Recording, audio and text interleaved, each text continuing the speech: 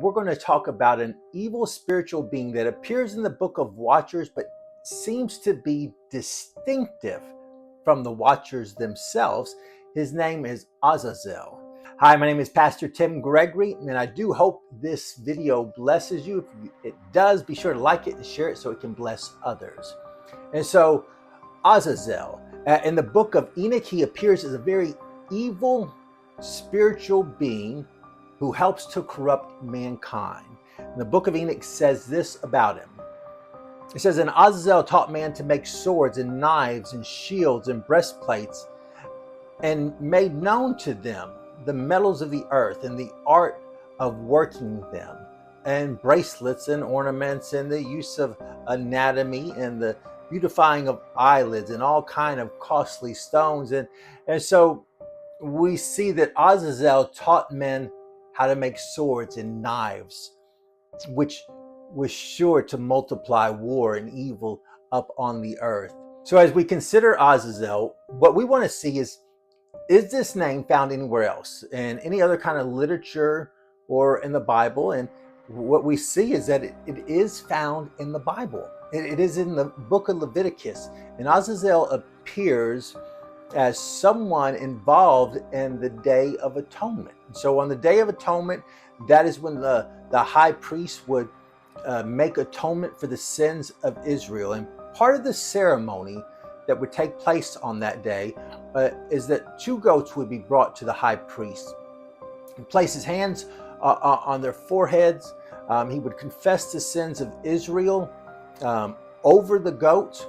One of the goats would be sacrificed, and the blood would be used in ceremonies within the tabernacle. But the other goat was called the scapegoat, and it was allowed to go out, and it was sent out into the wilderness to Azazel. This is found in the book of Leviticus. So we see in the scriptures Azazel was a biblical character. He is shown as an evil spirit. The wilderness, the desert, was known as a place where the evil spirits resided, and Azazel is pictured as someone of great evil. So we see in the book of Enoch that Azazel is evil, has led man astray. And we see in the Bible, there is also a creature named Azazel who is wicked as well. And in the book of Enoch, God ascribes all sin to him. It says this, "And the whole earth has been corrupted through the works that were taught by Azazel. To him ascribe all sin." And so all sin was ascribed to Azazel. And that's interesting. The book of Enoch also talks about Azazel's binding and then the judgment that is coming to him. It says this, "The Lord said to Raphael, bind Azazel hand and foot, cast him into the darkness, make an opening in the desert, which is in Dudel, and cast him therein, and place upon him a rough and jagged rock, and cover him with darkness, and let him abide there forever, and cover his face that he may not see light. And on the day of the great judgment, he will be cast into the fire." And so, again, Azazel is shown to have a great judgment awaiting him. Azazel, the book of Enoch goes on speaking about him and says, "Azazel, you will have no peace. A severe sentence has gone out against you to put you in bonds, and you will not have toleration nor requests granted to you, because of the unrighteousness which you have taught, and because of all the works of godlessness and unrighteousness and sin which you have shown to men." Again, Enoch was asked to go and talk to God for him, and it didn't work out for him. Azazel had committed sin, unrighteousness. He taught mankind how to sin, and judgment was coming upon him. And so we see that Azazel was an evil and wicked spirit in the book of Enoch.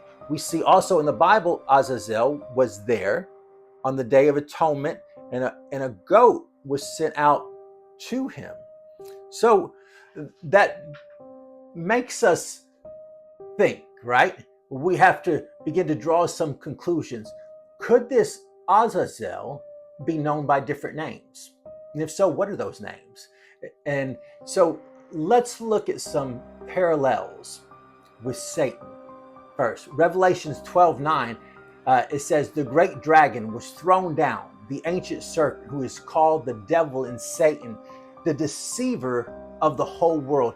Now, in Revelation, Satan is called the deceiver of the whole world. In the book of Enoch, Azazel, it says to ascribe all sin to him. Revelation goes on talking about Satan and his judgment upon him. It says this in Revelations 21-3. It says, then I saw an angel coming down from heaven, holding in his hand the key to the bottomless pit and a great chain. He seized the dragon, the ancient serpent, who is the devil and Satan, and bound him for 1,000 years and threw him into the pit and locked and sealed it over him so that he would deceive the nations no more until the 1,000 years were ended. After that, he must be let out for a little while. So again, we see this parallel. Azazel and Satan are both bound. They're both thrown into this pit, into a place of darkness, and they're both reserved for the lake of fire. Judgment is coming for both of them, because in Revelations 20 verse 10 it says, and the devil who had deceived them was thrown into the lake of fire and sulfur, where the beast and the false prophet were, and they will be tormented day and night forever and ever. So we see this similarity between Azazel and Satan. We see one, all sin is ascribed to, another has deceived the whole world. We see their judgments are very similar as well. In the Book of Jubilee, we find Metisma, and he is said to be the chief of evil spirits, in control of the demons. It says this in the Book of Jubilee. And the chief of the spirits, Metisma, came and said, Lord, Creator, let some of them remain before me, and let them hearken to my voice and do all that I shall say unto them. For if some of them are not left to me, I shall not be able to execute the power of my will on the sons of men, for these are for corruption and leading astray before my judgment.